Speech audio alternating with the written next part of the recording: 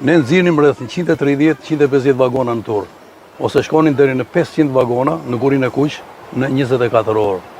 Dhe zakonisht kemi qenë jashtëzakonisht kemi qenë mirë me realizimin e planit, sepse kërkesa në atë kohë ka qenë jashtëzakonshme. Dhe sistemi i shfrytëzimit na e lejonte këtë, që ne kemi qenë të detyruar të qëndrojmë punës në koka dhe kemi zbatuar me rigorozitet të plot të gjitha projektet që ne kishim. Dhe thash, po e përsërit i kthehem prapë që fal punës së mirë të Bashkim Dyrmishit, por dhe të stafit të tjerë të inxhinierëve, të cilët nuk ishin më pak të rëndësishëm. Shumica e punëtorëve ishin nga fshati nga Mokra, por dhe nga rrethinat, domethënë Starova, Zagorçani, Zdrvaska, Vërdova, dhe nga Vërdova kishim shumë, pra shumica tërmuese e punëtorëve që punonin në bazë punës ishin këtu.